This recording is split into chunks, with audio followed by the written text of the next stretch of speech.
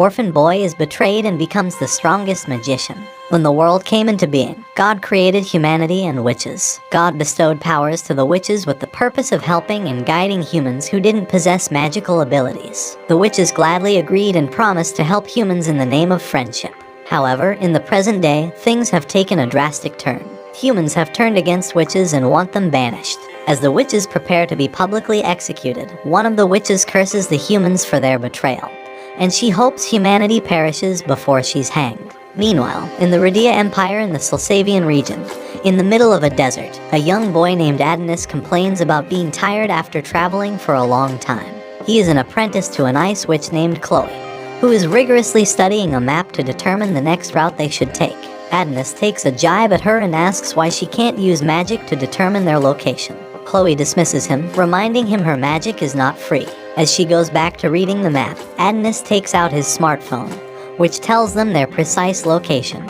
Much to Chloe's chagrin, she insists he refrain from using it or they'll be found, but Adonis explains that he made the smartphone himself, so it can't be used to track them. Because it uses free summoning magic, it is quite cost-effective. Its latest technology can easily keep them safe from the army's radar. Adonis could have stopped here, but he decides to push Chloe's buttons by calling her methods lame, which doesn't go in his favor, and he ends up with a double bump on his head as a result of the smack. Suddenly, Adonis's face turns somber, and he asks Chloe why they have to be on a run. Chloe understands his frustration and explains that she is a witch, and after the change in the people's attitude towards witches, living has become a struggle. She tries to cheer Adonis, and they soon resume their journey. It is imperative for them to find a place that is tolerant towards witches so they can reclaim living in peace, which once was the norm. Seeing Adonis adamant about studying under her, she pulls his leg and asks if he is into older women, making Adonis embarrassed and mad at her. Chloe giggles, and Adonis wonders how she can be happy in a horrific place like Rhydea, where the witches are subjected to atrocities. Adonis's hatred towards the region is such that he believes they should eradicate humans with magic. Just then, something glistening at a distance catches their attention. A number of army men in high-speed vehicles approach them. It soon becomes clear they are there to eliminate Chloe, whom they regard as a fugitive witch. Adonis takes a defensive stance, but Chloe stops him as he is inexperienced with using magic and steps forward. She activates her ice magic, Oleat, which procures her a staff, which she uses to subdue the army men. Adonis, however, is not at all happy, and after Chloe is done, he angrily asks why she wouldn't let him use magic. Chloe explains he is inexperienced, but Adonis produces a humongous sword to show that he is competent.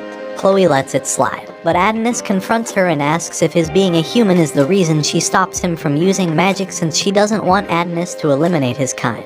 Adonis is brought to tears as he shares how frustrated he is because he is unable to protect Chloe. Moved by his words, Chloe embraces Adonis. Meanwhile, the news about the failure to eliminate the fugitive witch reaches the 23rd Emperor of the Rhydea Empire, Geoff. He gets irked and orders the army to bring him Chloe. Unbeknownst to the duo, one of the machines that Chloe froze activates and, after confirming their location, creates a portal to teleport them to the capital palace. Chloe and Adonis start floating, and before they're transported, they clasp each other's hands. At the capital palace, Geoff addresses the citizens of the region and provokes his audience against the witches. Chloe is shocked that the witches were able to complete the physical transfer over such a long distance, and within such a short period.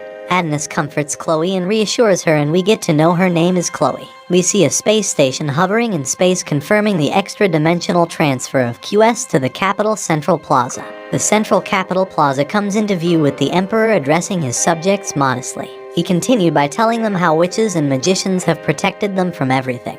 Every natural disaster or physical occurrence that could bring them harm, and his gratitude for their service. His tone then becomes serious, and he expresses how unjust it is that he and his subjects have to worship these witches, all because they possess magic which is alien to human knowledge. Then he reveals his grand fleet of airships and hot air balloons which protected the airways of the entire metropolis from any form of attack.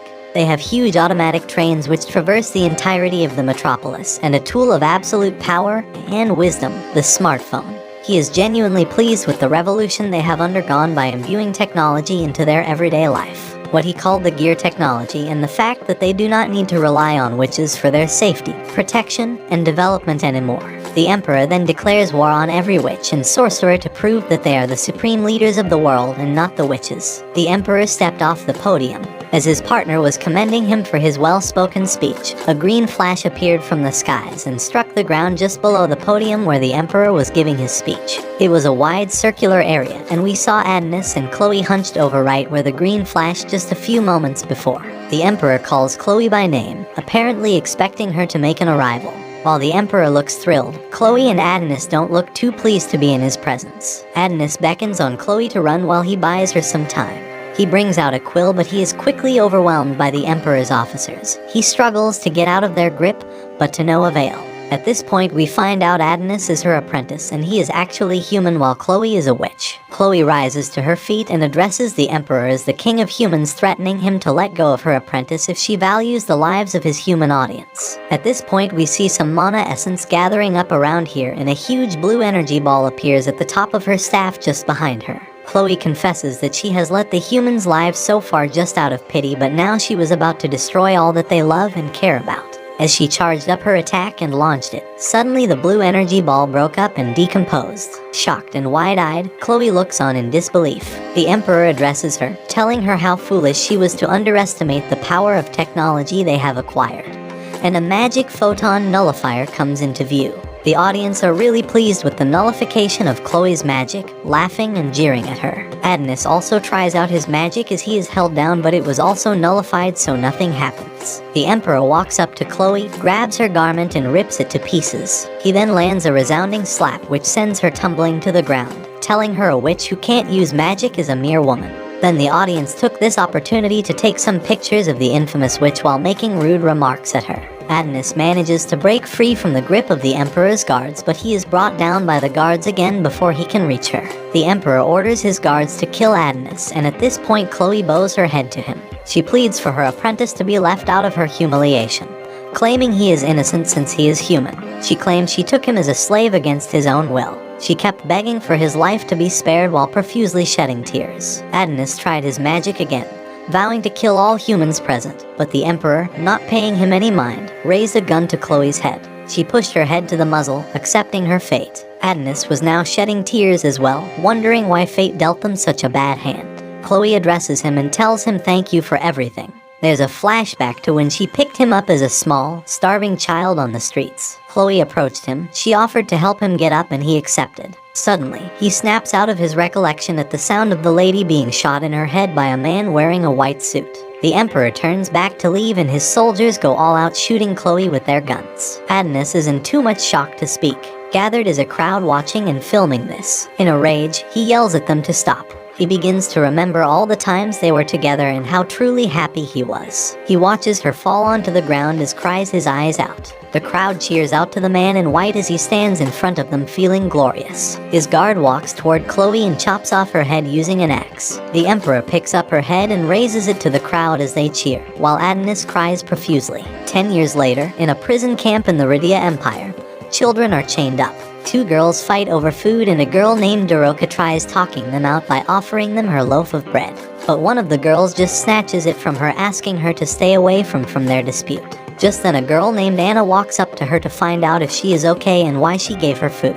Daroka just avoids the question, playfully telling her that she okay. They sit together, and Anna tells Daroka about how generous she is. She begins to cry, saddened by the fact that they were told if all witches were dead the world would be a better place. But they still fight themselves even after all the technology was invented.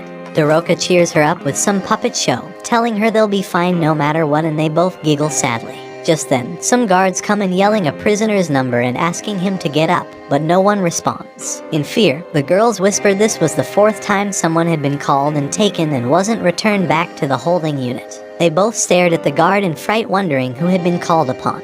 Just then Daroka looks at their tag to find out that it was Anna being called. She quickly exchanges their tag, takes Anna's number and responds to the guard. He asks her to follow him. Meanwhile, Anna stares at them as they both walk away with tears gushing from her eyes in shock that Daroka is sacrificing herself for her. She fears the outcome, knowing fully well that Daroka will not be returning. Daroka is standing between two guards, being interrogated by Chief Warden Papal. He asked her to take off her clothes, to confirm there was no infliction on her. He was about to give her to the Lord as a service girl. She's shocked at his request but looks around to see the bodies of other girls and sadly accepts her fate. The warden goes on ramping up how his place is run by the taxes of people, so he has to serve them well. He grabs Daroka, forcefully taking a photo of her with him.